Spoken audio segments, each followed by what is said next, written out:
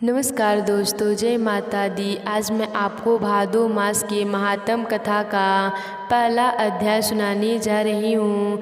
तो प्रेम से बोलिए श्री कृष्ण भगवान जी की जय। श्री प्रसराज जी बोले, हे मैत्रेय, देवताओं से इस प्रकार स्तुति की जाती हुई देवकी जी ने संसार की रक्षा के कारण भगवान पुंडरीकाक्ष को गर्भ में धारण किया।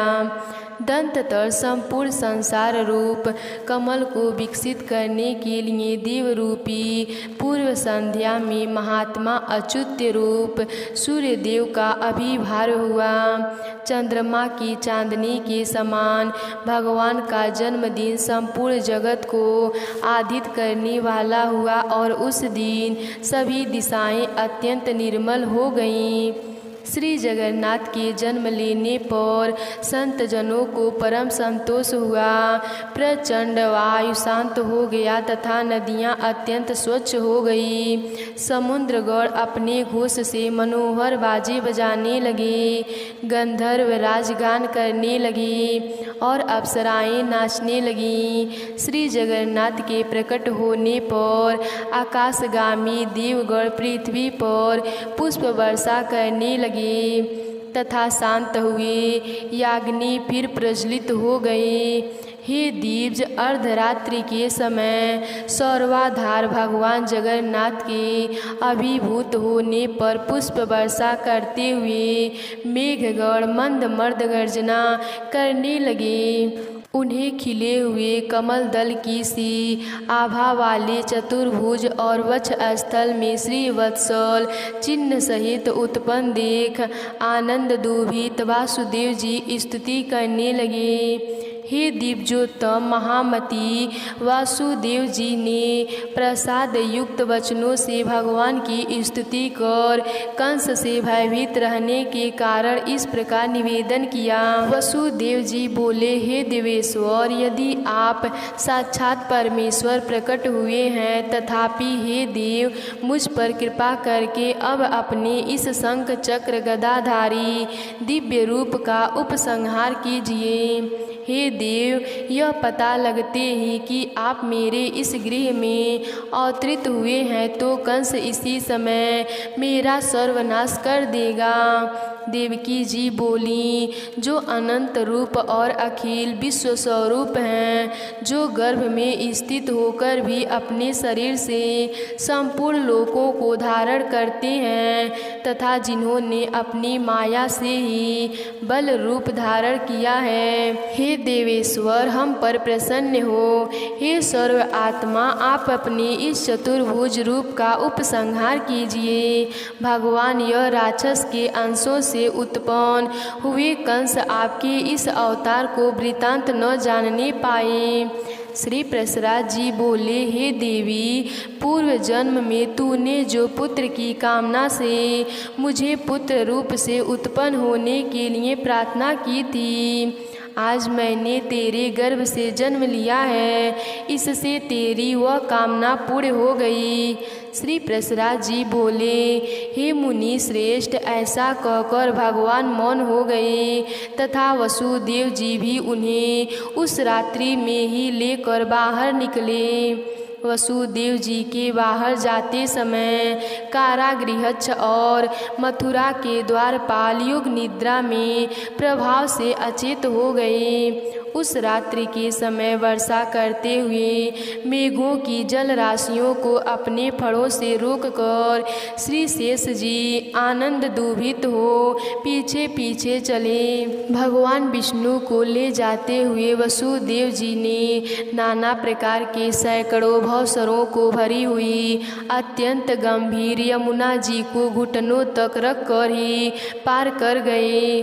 उन्होंने वहाँ यमुना जी के तट पर ही कंस को कर देने के लिए आए हुए नंद आदि बृहद गोपों को भी देखा।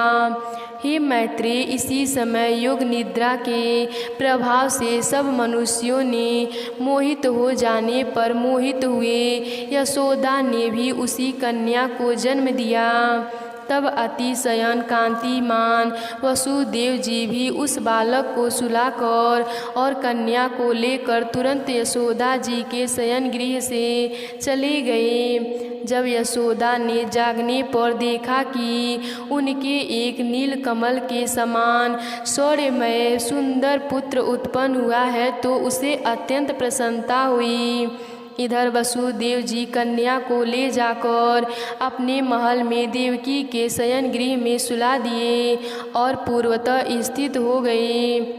हे दीप्ज, अंततः बालक के रोने का शब्द सुनकर कारागृह रक्षस सहसा उठ खड़े हुए और देवकी के संतान उत्पन्न होने का वृतांत कंस को सुना दिया। यह सुनते ही कंस ने तुरंत जाकर देवकी के रुदन हुए कंठ से छोड़ छोड़ ऐसा कहकर रोकने पर भी उस बालिका को पकड़ लिया और उसे एक शिला पर पटक दिया। उसके पटकते ही वह आकाश में स्थित हो गई और उसे शस्त्रयुक्त एक महाअष्टभुज रूप धारण कर लिया। तब उसने ऊंचे स्वर से अट्टहास किया और कंस से रोषपूर्वक कहा, अरे कंस, मुझे पटकने से क्या तेरा प्रयोजन सिद्ध हुआ? जो तेरा वध करेगा उसने तो पहले ही जन्म ले लिया है। देवताओं सर्वे हरि ही तुम्हारे कालमेनी रूप पूर्व जन्म में ही काल थे, अतः ऐसा जानकर तू शीघ्र ही अपने हित का उपाय कर। ऐसा कहकर वह दिव्यमाला और चंदनादि से विभूषित तथा सिद्धगण द्वारा स्तुति की जाती हुई देवी भोजराज कंस के देखते देखते आकाश में चली गईं। श्री प्रसराज जी बोले, तब कंस ने किंचित से प्रलंब और केसी और समस्त मुख्य मूक असुरों को बुलाकर कहा। कंस बोला, हे प्रलंब, हे महाबाहो, हे केसनी, हे धेनु, हे पूतनी तथा हे अरिष्ट आदि अन्य असुरगण, मेरा वचन सुनो। यह बात प्रसिद्ध हो रही है कि दुरात्मा देवताओं ने मेरे मारने के लिए कोई यत्न किया है, किंतु मैं वीर पुरुष अपने वीर से सताए हुए इन लोगों को कुछ भी नहीं गिनता हूँ। अल्प वीर इंद्र, अकेले घूमने वाले महादेव अथवा छिद्र, असावधानी का समय ढूंढकर दैत्यों का वध करने वाले विष्णु से उनका क्या कार्य सिद्ध हो सकता है? मेरे बाहुबलों से दलित आदित्यों को अल्पवीर, वसुगणों को अग्नियों अथवा अन्य समस्त देवताओं से भी मेरा क्या अनिष्ट हो सकता है? आप लोगों ने क्या देखा नहीं था कि मेरे साथ युद्ध भूमि में आकर देवराज इंद्र वक्षस्थल नहीं अपनी पीठ पर वाड़ों की बौछार सहता हुआ भाग गया था? जिस समय इंद्र ने मेरे राज्य में वर्षा होना बंद कर दिया था, उस समय क्या मेघों ने मेरे बाड़ों से विद कर भी यथेष्ट जल नहीं बरसाया? हमारे गुरु स्वसूर राजसंधों के छोड़कर क्या पृथ्वी के और सभी नृपतिगण मेरे बाहुबलों से भयभीत होकर मेरे सामने सिर नहीं झुकाते? हे दैत्य श्रेष्ठ गण, देवताओं के प्रति मेरे चिंत में अवज्ञा होती है और हे वीरगण, उन्हें अपने वध का यत्न करने देखकर तो मुझे हंसी आती है। तथापि हे दैत्योद्रोह, उन दुष्टों और दुरात्माओं को आपके कारण लिए हुए मुझे और भी अधिक प्रयत्न करना चाहिए। अतः पृथ्वी में जो कोई यशस्वी और यज्ञ करता हो, उनका देवताओं के अपकार के लिए सर्वथा वध कर देना चाहिए। देवकी के गर्भ से उत्पन्न हुई बालिका ने यह भी कहा था कि वह मेरा भूत पर प्रथम जन्म का काल निश्चय ही उत्पन्न हो चुका है। अतः आज तक पृथ्वी पर उत्पन्न हुए बालकों के विषय में विशेष सावधानी रखनी चाहिए और जिस बाल में विशेष बल का उद्रेक हो उसे यत्नपूर्वक मार डालना चाहिए। असुरों को इस प्रकार आज्ञा दे। कंस ने कारागृह में जाकर तुरंत ही वसुदेव और देवकी को बंध से मुक्त कर दिया। कंस बोला, मैंने आज तक आप दोनों के बालकों को तो वृथा ही हत्या की, मेरा नाश करने के लिए तो कोई और ही बालक उत्पन्न हो गया है, परंतु आप लोग इसका कुछ दुख न माने, क्योंकि उन बालकों की होनहार ऐसी ही थी। आप लोगों के प्रारंभ दोष से ही उन बालकों को अपने जीवन से हाथ धोना पड़ा था। श्री प्रसराज जी बोले, हे दिव्य श्रेष्ठ, उन्हें इस प्रकार डाढ़ से वधा और वंद से मुक्त कर कंस संकित चिंत से अपने अंतपुर में प्रवेश किया। श्री प्रसराज जी बोले, बंदी गृह से छूटते ही वसुदेव जी नंद जी के छड़के के पास गए तो उन्हें इस समाचार से अत्यंत प्रसन्न देखा कि मेरे पुत्र का जन्म हुआ है। तब वसुदेव जी ने भी उनसे आदर पूर्वक कहा, अब वृद्धा अवस्था में भी आपने पुत्र का मुख देख लिया, यह बड़े ही सौभाग्य की बात है। आप लोग जिस लिए यहाँ आए थे वह राजा का सारा वार्षिक कर दे ही चुके हैं। यहाँ धनवान पुरुषों और अधिक न ठहरना चाहिए। आप लोग जिस लिए यहाँ आए थे वह कार्य पूरा हो चुका, अब और अधिक किस लिए ठहरे हुए हैं। यहाँ देर तक ठहरना ठीक नहीं है। अतः हे नंद जी, आप लोग शीघ्र ही अपने गोकुल को जाइए। वहाँ पर रोहिणी से उत्पन्न हुआ जो मेरा पुत्र है उसकी भी आप उसी तरह रक्षा कीजिएगा जैसे अपने इस बालक की। वसुदेव जी के ऐसा कहने पर नंद आदि महाबलवान गोपगण गौछोड़ों से रख कर लाए हुए भस्मों से कर चुनकार कर चले गए। उनके गोकुल में रहते समय बालधातिनी पूतना ने रात्रि के समय सोए हुए कृष्ण को गोद में लेकर उसके मुख में अपना स्तन दे दिया। रात्रि के समय पूतना जिस जिस बालक के मुख में अपना स्तन देती उसकी शरीर तत्काल नष्ट हो जाता था। कृष्णचंद्र के क्रोधपूर्वक उसके स्तनों को अपने हाथों से खूब दबाकर पकड़ लिया और उसे उसके प्राणों के सहित पीने लगे। तब स्नायु बंधनों के शिथिल हो जाने से पूतना घोर शब्द करती हुई मरते समय महाभयानक रूप धारण कर पृथ्वी पर गिर पड़ी। उसके घोर नाद को सुनकर भयभीत हुए ब्रजवासी गण जाग उठे और देखा कि कृष्ण पूतना की गोद में है और वह मारी गई है। हे दिव्योत्तम, तब भयभीत यशोदा ने कृष्ण को गोद में लेकर उन्हें गौओं की पूंछ से झाड़कर बालक का गृह दोष निवारण किया। नंद गोप भी आगे के वाक्य कहकर विधि पूर्वक रक्षा करते हुए कृष्ण के मस्तक पर गोबर का चूड़ लगाया। नंद गोप बोले, जिनकी नाभि से प्रकट हुए कमल से संपूर्ण जगत उत्पन्न हुआ है, वे संपूर्ण भूतों के आदित्य स्थान श्री हरि तेरी रक्षा करें। जिनकी दाढ़ों से अग्रभार कर स्थापित होकर भूमि संपूर्ण जगत को धारण करती है, वे महारूप धारी श्री केशव तेरी रक्षा करें। जिन भी भुवन ने अपने नखाग्रोश से शत्रु के वक्ष स्थल को वीड़ी कर दिया है, वे नरसिंह रूप जगन्नाथ तेरी सर्व रक्षा करें। जिन्होंने क्षण मात्र में सौरत त्रिविक्रम रूप धारण करके अपने 3 पगों से त्रिलोकी की नाप लिया था, वे वामन भगवान तेरी सर्वदा रक्षा करें। गोविंद तेरे सिर की, केशव तेरे कंठ की, विष्णु गृह स्थान और जठर की तथा जगन्नाथ जंघा और चरणों की रक्षा करें। तेरे मुख, बाहु, प्रबाहु, मन और सब इंद्रियों की अखंड ईश्वर से संपन्न अविनाशी श्री नारायण रक्षा करें। तेरे अनिष्ट करने वाले जो प्रेत, कुष्मांड और राक्षस हों, वे साढ़ धनुष, चक्र और गदा धारण करने वाले विष्णु भगवान की शंख ध्वनि से नष्ट हो जाएं।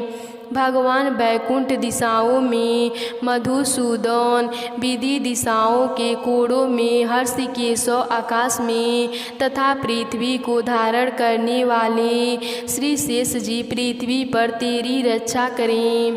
श्री प्रसराज जी बोले। इस प्रकार स्वातिमान वचन कर नंद गोप ने बालक कृष्ण को छड़कों से नीचे एक खटोले पर लिटा कर दिया।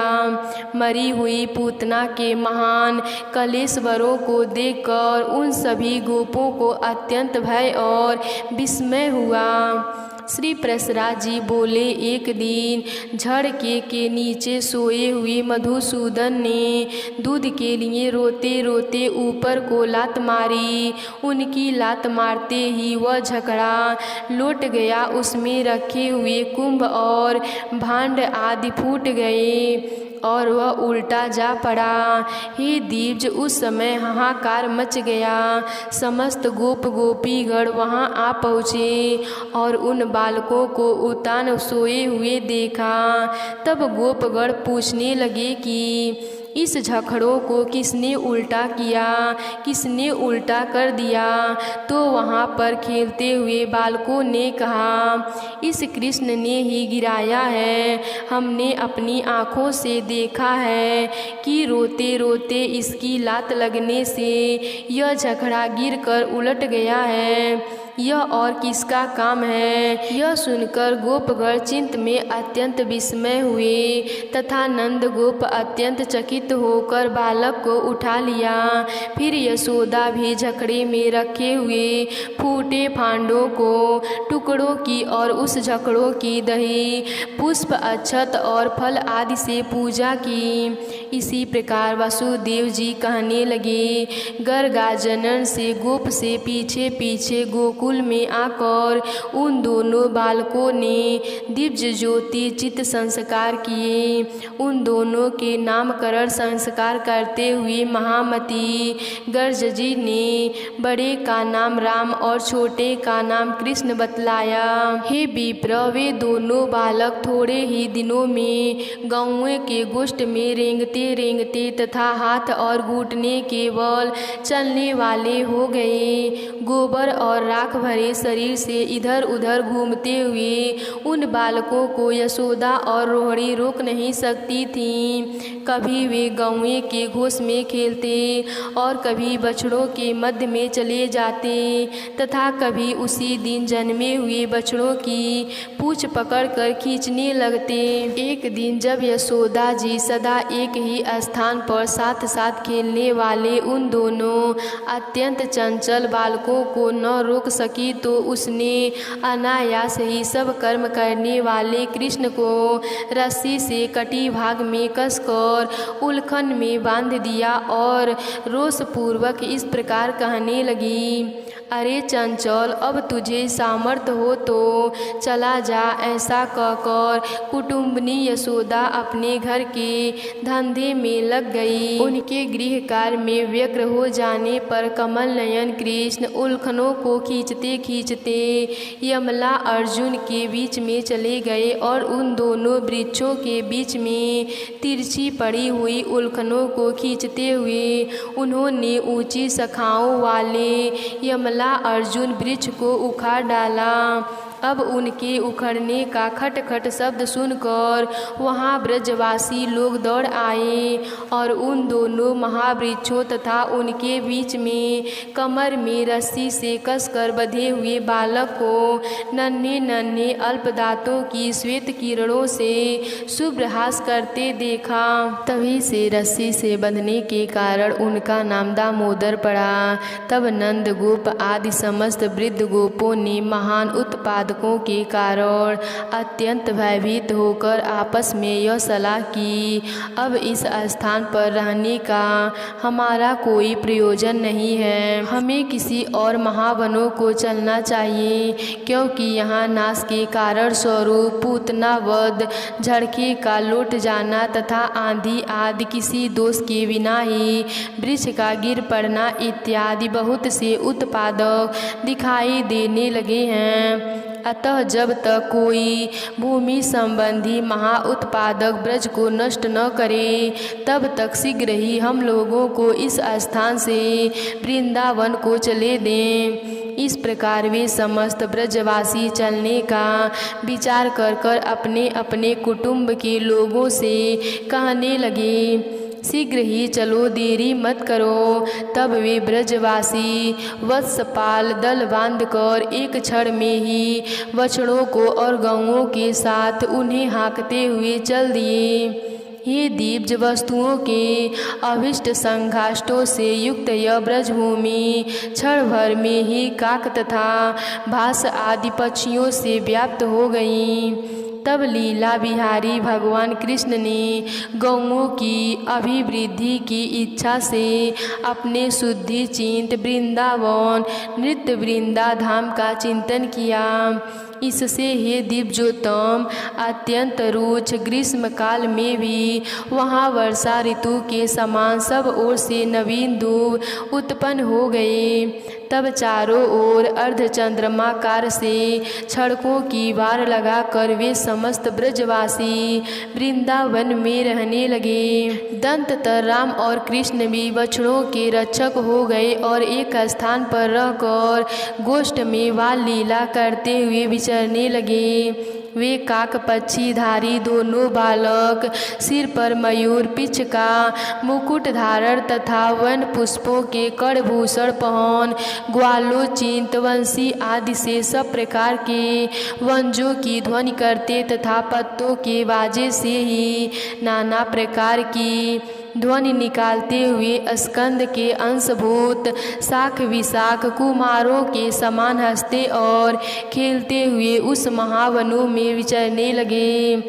कभी एक दूसरों के अपने पीठ पर ले जाते तो कभी अन्य ग्वाल बालकों के साथ खेलते हुए वे बछड़ों को चराते साथ साथ घूमते रहते।